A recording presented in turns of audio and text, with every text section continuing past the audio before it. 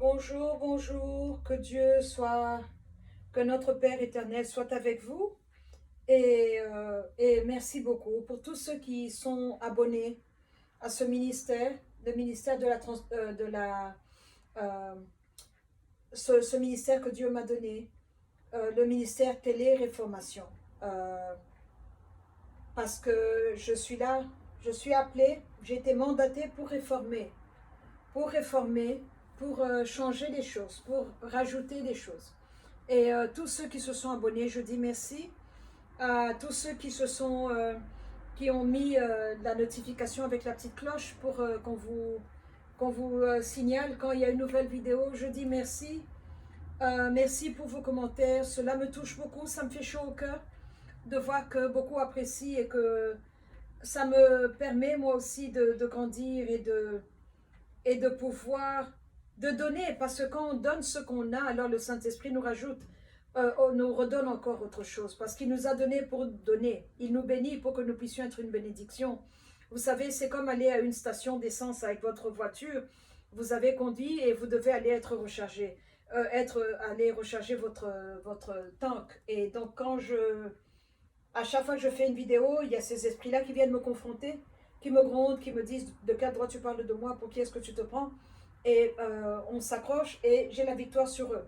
Et donc, faire ces vidéos m'aide personnellement et ça me permet aussi de partager avec vous ce que je sais ou ce que j'ai appris du Saint-Esprit après 17 ans de ministère. Je ferai ma vidéo je ferai une vidéo plus tard, quand le moment sera venu, sur mon témoignage. Comment est-ce que je me suis rencontrée avec le Saint-Esprit? Parce que nous avons tous besoin, on a tous cette expérience, comme Paul sur la route de Damas, de Damascus Road. Comment est-ce qu'on s'est rencontré avec l'Esprit de Dieu? Je vous en parlerai. Ça sera plusieurs vidéos parce que ça a été un événement qui a totalement altéré ma vie. Mais aujourd'hui, donc merci beaucoup. J'apprécie beaucoup. Je voudrais continuer sur le thème de la sorcellerie, parce que c'est un problème qui est là tous les jours dans nos vies. Nous sommes confrontés, on se bat avec les forces de la sorcellerie.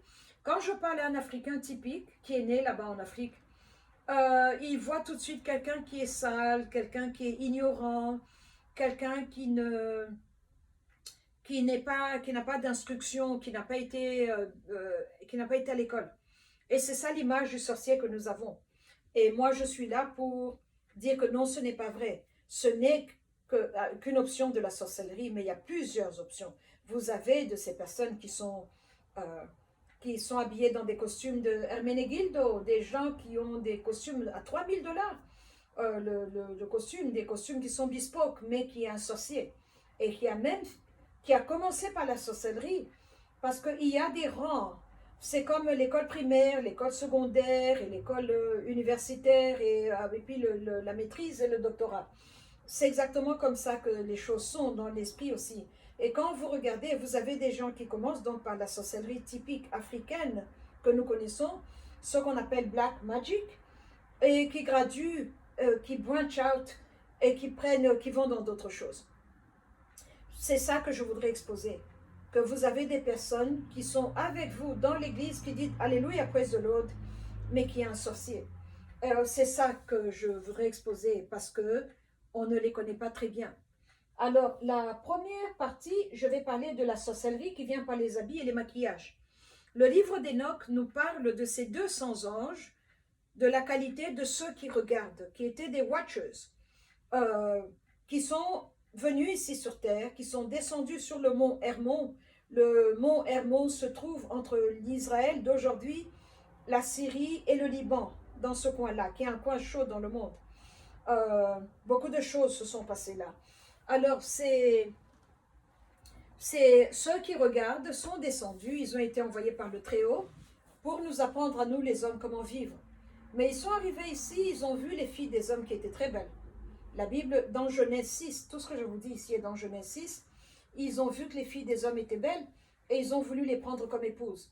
Et c'est comme ça qu'ils ont fait un pacte entre eux, ils ont juré entre eux, à leur propre nom, ils ont décidé d'oublier la mission que le Père leur avait donnée et ils ont commencé à prendre des femmes humaines en mariage. Et c'est comme ça qu'ils ont appris des choses.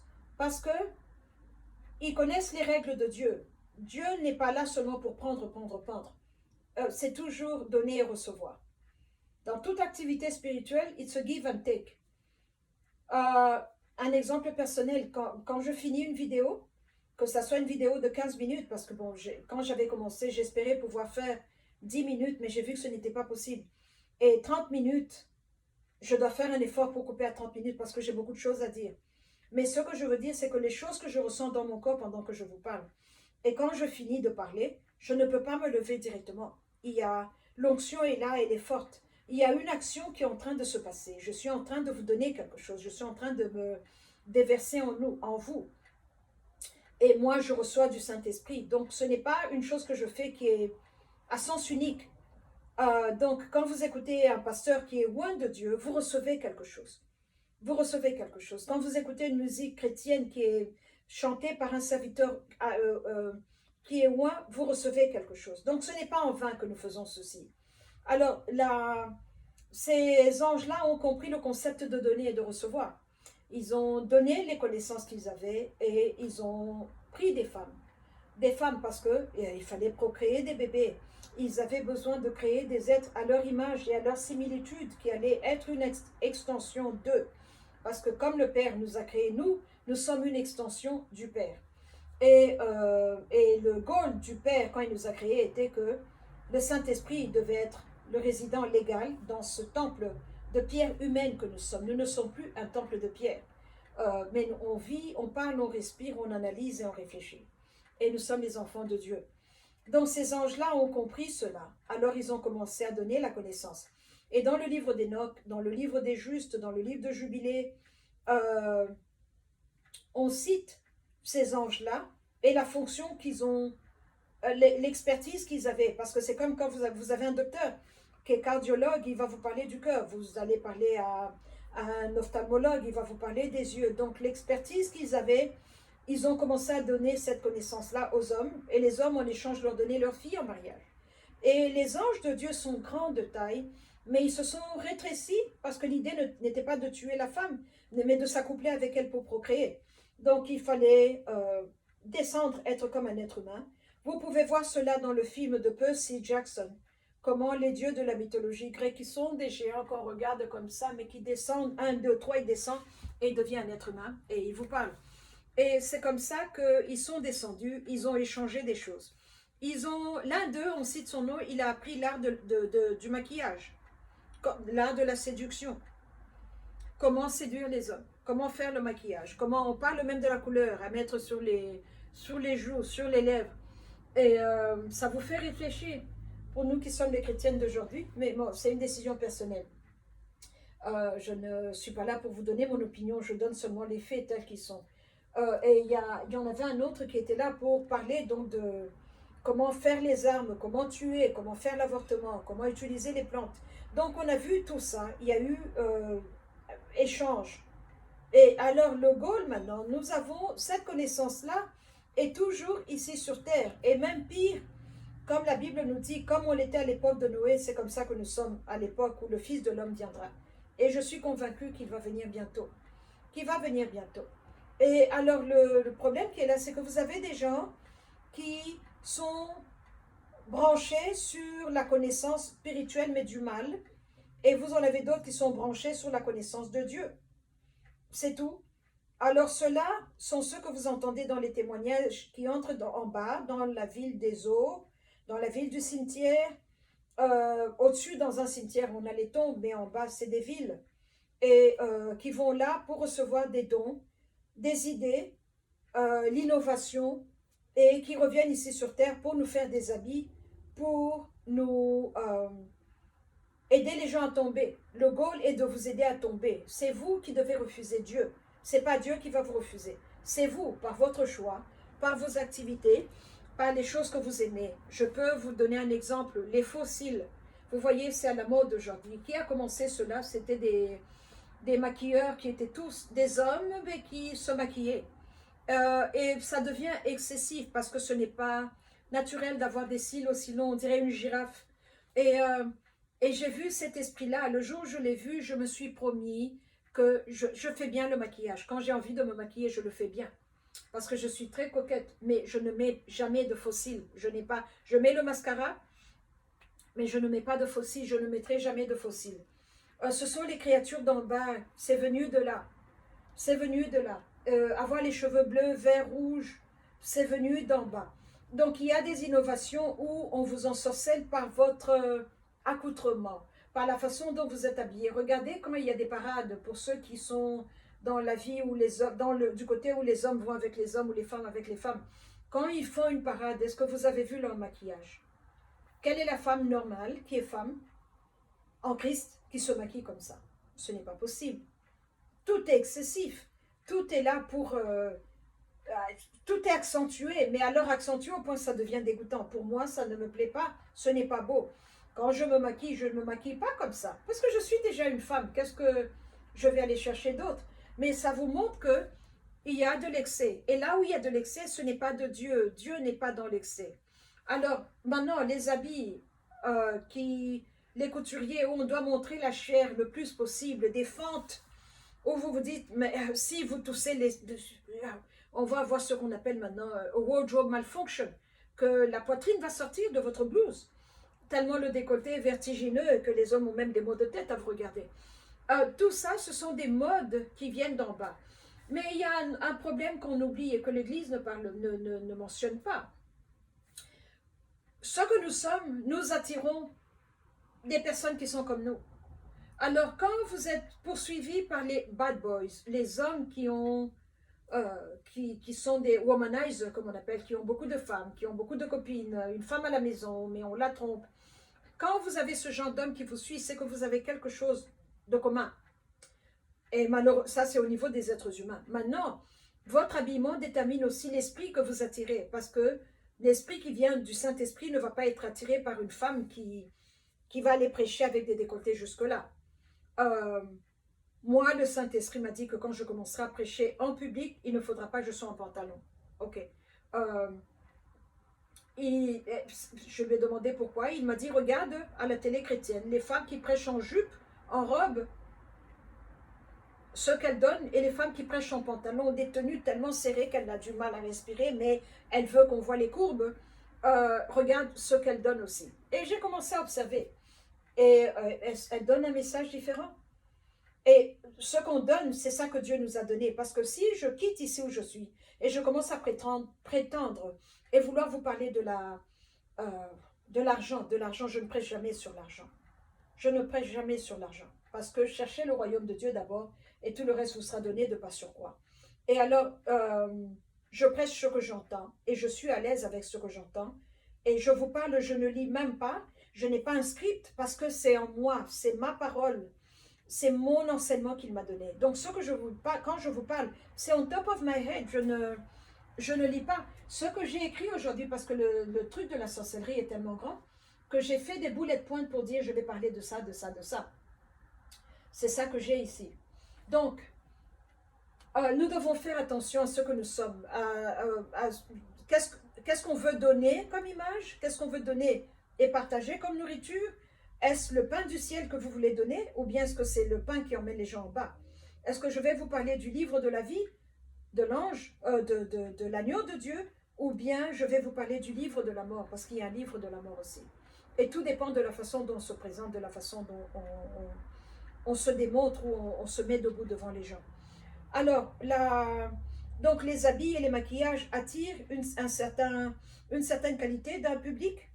Vous avez de ces églises où le pasteur est habillé comme si il était un mannequin sur le catwalk et il va attirer des gens comme lui, des gens qui n'ont pas de profondeur et de substance.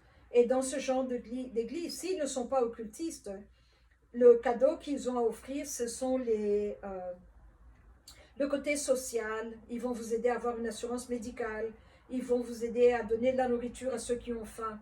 Ils vont exceller dans ça parce qu'ils ne peuvent pas délivrer, ils ne peuvent pas se battre contre Satan. Donc, c'est une certaine qualité d'église qui attire une certaine qualité de personnes. Personnellement, je vais dormir, moi, dans un culte pareil. Ça, c'est le premier aspect. Faisons attention aux habits, faisons attention au maquillage. Quand tout devient excessif, alors il y a un problème. parce qu'on veut montrer la chair, mais l'esprit. Donc la chair est élevée et nourrie, mais l'esprit, lui, a un déficit et il est en train de devenir petit alors que la chair augmente. Et quand vous êtes dans ce contexte-là, le Saint-Esprit n'est pas là. La deuxième partie, je voulais parler de la sorcellerie qui vient des coutumes et des traditions. Quand vous aimez trop les coutumes, nous avons tous des coutumes, que vous alliez du nord au sud, dans toutes les républiques du monde, on a des coutumes, on a des choses que nous faisons, et on va vous dire, nous, c'est comme ça que nous les faisons. Donc les coutumes et les traditions ne viennent pas seulement, ne sont pas seulement sur le continent africain. Mais il faut analyser, quand on est en Christ maintenant, on doit avoir la possibilité de pouvoir voir et jauger, et voir et dire, oui, ça je vais suivre, ça je ne suis pas. Et surtout si vous avez le discernement et que vous pouvez poser des questions au Saint-Esprit, demandez-lui quoi garder, quoi ne pas garder, parce qu'il est important. La première personne à qui nous voulons plaire, c'est lui. À lui, notre Père qui est dans les cieux. Ce n'est pas aux hommes, mais c'est à lui. Alors nous devons questionner les coutumes. Nous devons voir et dire, tiens, pourquoi on fait ça? Pourquoi est-ce qu'on fait ça? Et alors commencer à trier et à choisir. Je ne peux pas énumérer. C'est un sujet qui est très vaste. C'est un sujet qui est personnel. C'est un sujet qui suscite beaucoup de colère ou de resentment. Mais regardez d'où vous êtes venu, regardez votre province, regardez votre nationalité et regardez qu'est-ce que vous faites. Je priais avec une dame qui est du Cameroun, une Bamileke, qui me racontait comment ils allaient le 40e jour, quand votre père meurt, déterrer la tombe. Quelqu'un entre dans la tombe, on ouvre le cercueil, on arrache le crâne du papa, on enlève la chair qui est là, qui est décomposée, on ramène le crâne à la maison, on le lave, on égorge une chèvre ou bien une vache, et alors on met le crâne dans une petite boîte et on le fait entrer dans la maison, et que chacun d'entre eux là-bas a une chambre où les crânes sont. Ça, c'est une coutume qui n'est pas de Dieu. Nous voyons cela en Madagascar aussi. Il y a des peuplades qui font de ces choses. Vous regardez 2 minutes, 2 minutes sont trop, vous vous dites Dieu n'est pas ici. Il y a des coutumes que nous devons arrêter. Il y a des coutumes où on vous demande que vous devez être incestueux. Vous devez arrêter. J'avais eu à prier avec ce papa ici aux États-Unis. Il était de notre Congo, DR Congo, qui avait été arrêté par la police parce que sa fille était tombée enceinte. Et c'était la grossesse du papa. Ce n'était pas un viol, c'était fait sciemment. Il entendait des voix qui lui disaient, le moment est venu, tu dois aller connaître ta fille. La fille n'a pas refusé, elle ne s'est pas débattue, elle a accepté, le papa a accepté, ils se sont accouplés et la fille est tombée enceinte. À l'école, elle s'est évanouie. On a appelé la maman, on est arrivé, elle était enceinte, elle a parlé, elle a dit que c'était le papa. Comme elle était mineure, le papa a été mis en prison, il a été castré avec des produits chimiques pour le pacifier, parce qu'il a utilisé son organe génital comme une arme contre la fille, et il est en prison. J'ai prié avec lui de la prison où il était. Je vous assure, je n'ai jamais vécu une chose pareille au téléphone, où c'était comme si je devais tomber, même par terre, là, j'allais dormir. Une lourdeur, une oppression que je n'ai jamais connue. Et on s'est perdu de vue comme ça. J'ai déménagé, j'ai changé de compagnie de téléphone. Je n'ai pas pris la peine de les appeler pour leur donner le nouveau numéro. On s'est séparés seulement comme ça. C'était une situation qui était... Et il m'a dit que son père avait des enfants avec chaque sœur qu'il avait, et que ses frères avaient des enfants avec leur fille. Donc c'était des choses qui revenaient dans la famille. Et le Saint-Esprit a commencé à me parler de la force de l'iniquité. La force de l'iniquité qui fait que le moteur qui alimente ce groupe de personnes, qui alimente cette tribu-là et cette province-là, est le viol. Le viol qui vient par l'inceste. Vous n'allez pas violer une étrangère, non, il faut violer dans la famille. Vous devez vous accoupler dans la famille parce que c'est une abomination et c'est ça qui donne la force. C'est une sorcellerie qui devient collective.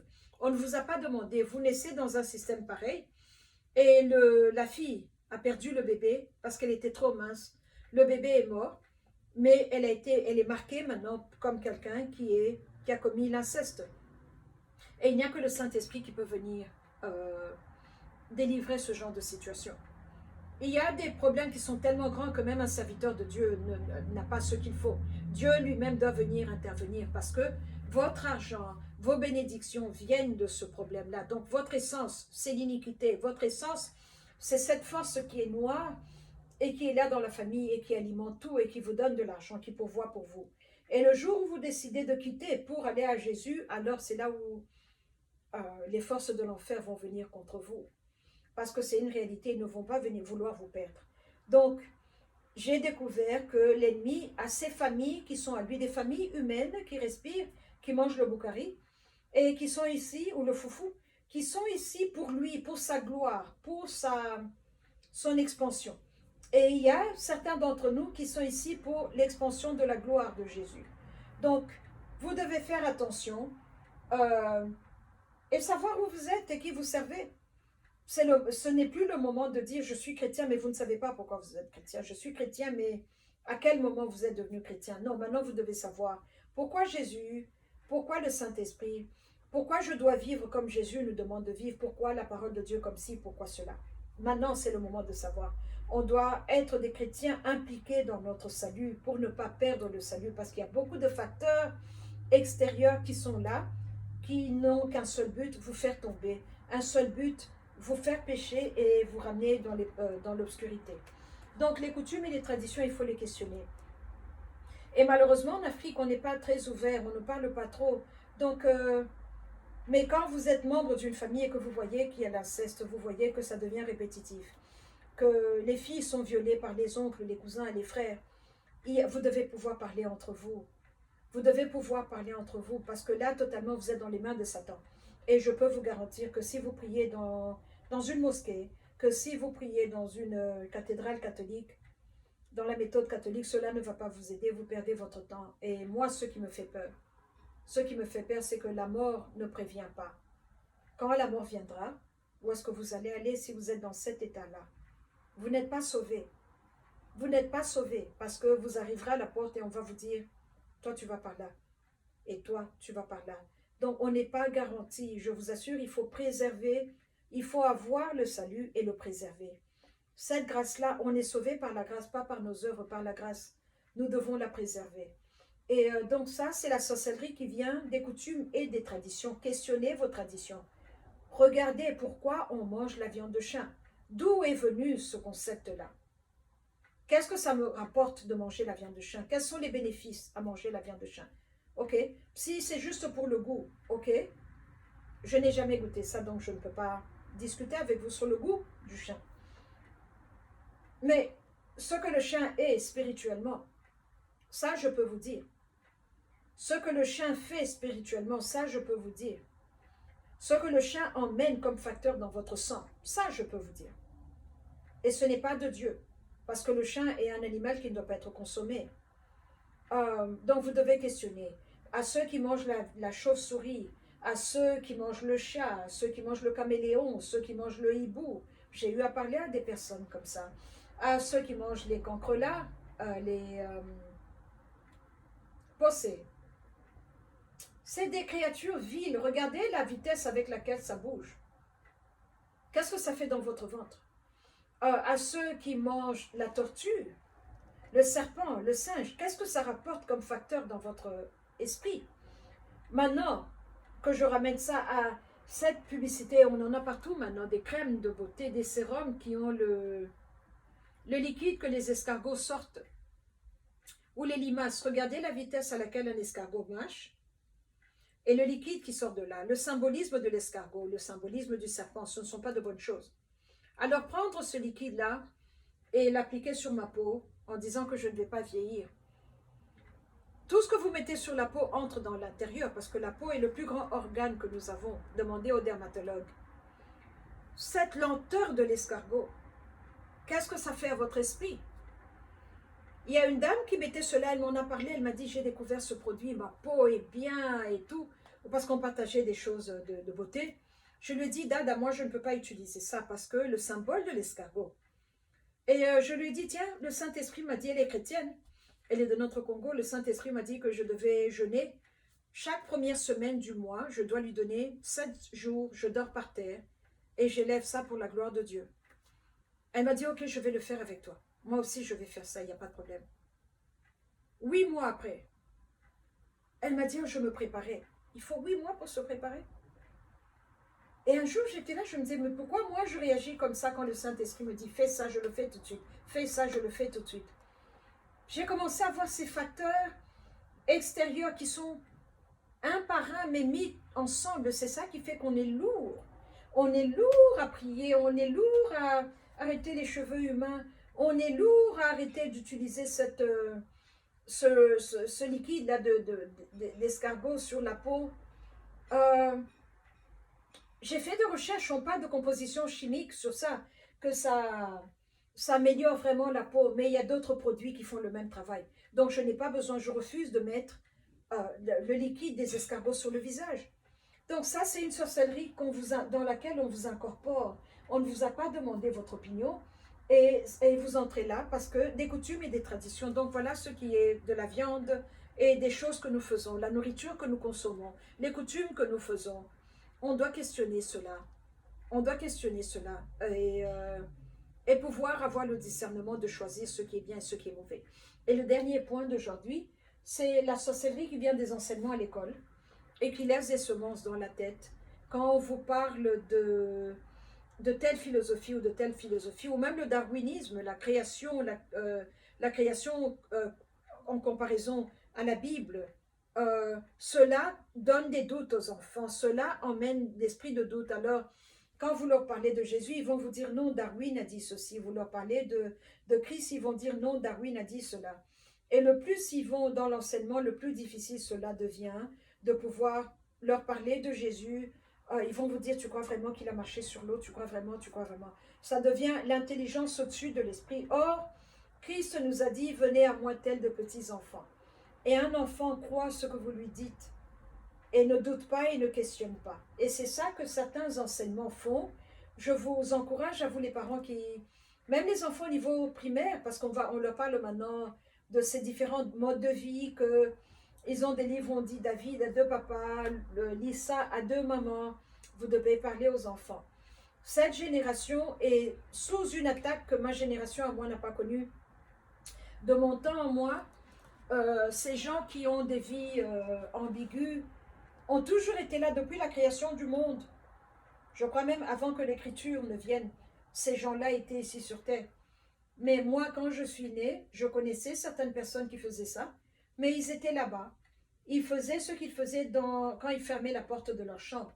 Non, au-dessus, maintenant, ils veulent le faire au-dessus et au vu de tout le monde. Maintenant, ils veulent que vous sachiez ce qu'ils font. Ils prêchent cela aux enfants, comment se faire des attouchements aux enfants, comment un homme peut être attiré à un autre homme, comment on leur dit que c'est bien pour un homme, c'est ok d'avoir du vernis à ongles, que c'est ok pour un homme de se maquiller, que c'est ok pour un homme. Donc les enfants sont en train de grandir dans un système qui n'était pas mon système à moi. Donc c'est à nous, les parents, de parler, d'éduquer les enfants et de leur donner notre version des faits avant qu'ils n'entrent dans un système et qu'ils ne soient totalement perdus. Voilà ce que nous devons faire. Que vous soyez parents ou vos neveux ou filleuls, les enfants que vous avez autour de vous, vous devez leur parler parce qu'il y a une forme de sorcellerie qui vient de l'école, qui vient de l'enseignement, des théories qu'on leur apprend à l'école et qui laissent des semences dans leur tête et ils vont grandir avec ça. Et alors quand ils arriveront à l'âge de 20 ans, 30 ans, ils vont dire Jésus était une très belle allégorie, Jésus était une très belle forme de poésie qui a beaucoup de sagesse. Tout le message a beaucoup de sagesse. Il est un homme sage. C'est un message sage. Non, c'est plus que cela. C'est la vie elle-même. La vie elle-même. Et nous devons pouvoir avoir cette vie-là en nous pour pouvoir témoigner et leur expliquer ce que nous savons. Parce que les enfants sont intelligents. Vous ne faites pas leur dire « tais-toi et fais ce que je te dis de faire ».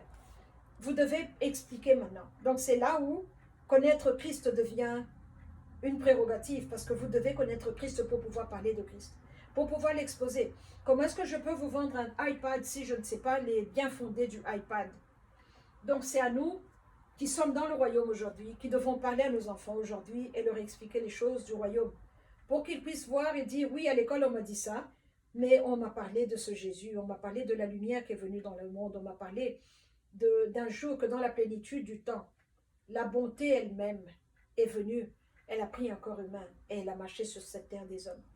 Et cette bonté n'a pas été éteinte, cette lumière n'a pas été éteinte. Les armes qu'il a mis à notre disposition sont toujours là. Euh, le sang de Jésus est vivant et ne mourra pas parce que Jésus lui-même est éternel.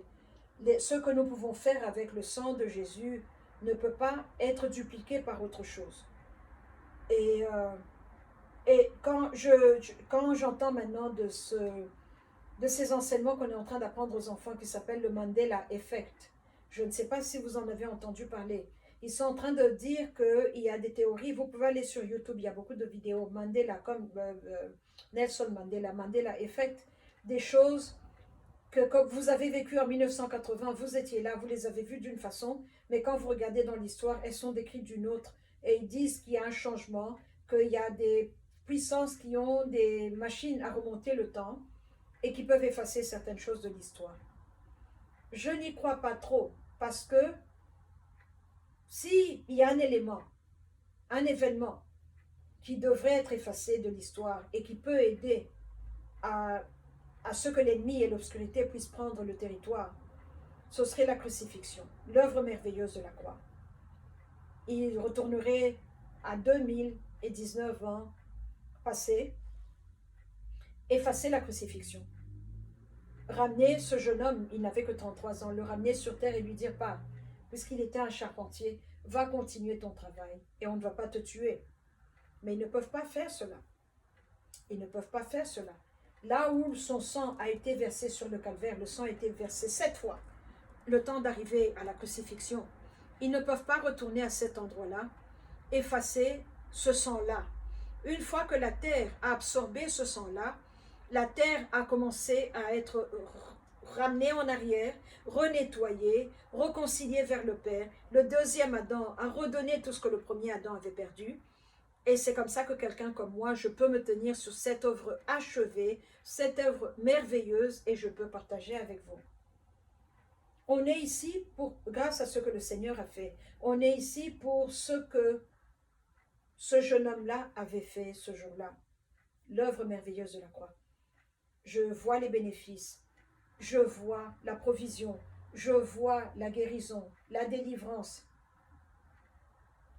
S'ils pouvaient remonter dans le temps, ça serait ça la première chose qu'ils allaient aller effacer et non pas me parler d'une marque de céréales qui existait et qui n'existe plus. Voilà le message d'aujourd'hui, voilà les 4 points que je voulais partager avec vous aujourd'hui. C'est la sorcellerie qui nous incorpore sans nous consulter. On ne nous demande pas, mais on nous fait entrer dans ce mal-là. Et il n'y a que la personne de Jésus, grâce à l'œuvre merveilleuse de la croix. Et quand vous avez Christ, alors vous avez le Saint-Esprit qui vient avec sa force, parce que je vous assure, il a une force qui vous ramène à votre place. Vous réalisez que vous n'êtes qu'une créature. Une créature, et vous voyez votre petitesse et vous voyez sa grandeur. C'est là où j'en suis, je vois ma petitesse. Et je vois son amour, je vois tout ce qu'il est, sa bonté. Et comment est-ce que nous pouvons vivre sans lui? J'ai pitié des personnes qui ne le connaissent pas. Je me demande toujours comment est-ce que les personnes qui n'ont pas de Saint-Esprit font pour vivre. Je ne sais pas. Mais moi, une fois que je l'ai connu, je ne peux plus le laisser partir. Je suis attachée à lui. Je cours derrière lui. Il est à moi et je suis à lui. Quand il ne me parle pas, je lui dis, Saint-Esprit, qu'est-ce qui se passe? Pourquoi tu ne viens pas me parler? Pourquoi tu ne viens pas me dire bonjour? Pourquoi tu m'ignores? Parce qu'il est mon ami. Il est mon ami, je lui parle. Il est mon père, je lui parle. Il est mon roi, je lui parle. Quand j'ai des doléances, je viens. Il est la seule personne avec qui nous pouvons dépendre. Donc, la dépendance avec un être humain n'est pas bien. Mais la dépendance avec Dieu, c'est ça que nous devons avoir. Parce que mon père n'est plus... Tant qu'il était en vie, je n'avais pas de problème. Je pouvais l'appeler, il va me dire, ok maman, combien? Et 2 jours, mon argent était là. Ma mère, quand elle était en vie, elle pouvait même me faire des surprises. Parce qu'elle était ma mère et ils étaient de très bons parents. Et je dis un grand merci à Dieu de m'avoir donné des parents parce qu'ils m'ont mis sur un bon trajectoire pour rencontrer Dieu. Mes parents m'ont préparé à connaître le Saint-Esprit. Et je connais le Saint-Esprit comme eux ne l'ont pas connu. Mais ils étaient de bonnes personnes qui m'ont préparé pour me donner ce ministère. Et je dis merci à Dieu. Mais je vois que le Saint-Esprit est la différence qui fait la différence. Je ne peux pas vivre sans lui. Alors quand il fait une semaine, il ne me parle pas. Non, moi je vais le chercher. Le Saint-Esprit, qu'est-ce qui se passe? Pourquoi tu m'ignores? Pourquoi tu ne me parles pas? Euh, et on parle. Et il va vous parler par un sermon, par une chanson, par un cantique qui va vous venir dans la tête, un refrain qui va vous revenir dans la tête. Euh, ou alors il vous parle. Vous dormez sans qu'il te réveille-toi, comment ça va? Et je m'assieds et on commence à parler. Il est un ami, il est une aide présente et constante. Il est amour, il est bon, il est fidèle. C'est lui que je vends. Si j'étais un agent de marketing, j'allais vendre Jésus de cette manière-là. Moi, c'est le Jésus que je connais. C'est le Jésus qui m'a rendu ma tête, qui m'a rendu mon espérance, qui m'a rendu un futur, qui m'a rendu ma vie. Et c'est lui que je veux partager avec vous. Que vous puissiez voir qu'il n'y a aucune situation qui est trop compliquée. Il n'y a aucun cas qui est trop difficile pour lui. Il est le Dieu de toute chair. Y a-t-il rien qui soit étonnant de sa part? Moi, c'est le Jésus que je connais. Et c'est celui-là que j'aime. Et il est à moi et je suis à lui et je ne le laisserai pas partir. On est avec lui. Jusqu'à ce que mes jours qui m'ont été alloués ici sur terre viendront et qu'il me dit Girl, today is the day. Je lui dirai merci beaucoup, au revoir. Vous saurez où est-ce que je suis? Parce que je sais moi aussi où est-ce que je vais aller. Et il n'y a pas d'autre option pour moi. Il est mon tout dans tout. Pour lui, je vis, pour lui, je mourrai. Et voilà le Jésus que je connais. Et je prie qu'il puisse vous donner le discernement, de bien choisir, de faire attention. C'est tout à fait possible d'aimer sa famille, d'être fier de son identité, fier de ses origines et d'être un bon chrétien. C'est cette race de chrétiens africains que je ministre tout. C'est ça qui est le groupe, mon démographique que je suis en train de target. Que c'est possible d'être un Africain fier, noir, qui est là pour la cause des Africains et qui est là pour la cause de Jésus. Je vais faire une autre vidéo sur la sorcellerie et alors maintenant on va aller dans les mensonges qu'on nous a nourris pendant ces dernières 400 ans. Que la grâce et la miséricorde de Dieu soient avec vous, qu'il puisse vous protéger, vous et les vôtres. Décembre a commencé, c'est le 1er décembre aujourd'hui. C'est la fin du mois, la fin de l'année. Pour moi, l'année a commencé avec Rosh Hashanah. C'est là où j'ai célébré ma bonne année. Donc pour vous qui êtes dans le calendrier grégorien, que Dieu puisse vous protéger, qu'il n'y ait pas d'accident, qu'il n'y ait pas de maladie, qu'il n'y ait pas de mort prématurée, qu'il n'y ait pas de sorcellerie, qu'il puisse vous donner tout ce dont vous avez besoin pour pouvoir continuer votre vie, continuer votre travail. Parce que nous avons tous un travail à faire. Que sa miséricorde soit avec nous et que vous puissiez vous revêtir de sa grâce. Merci.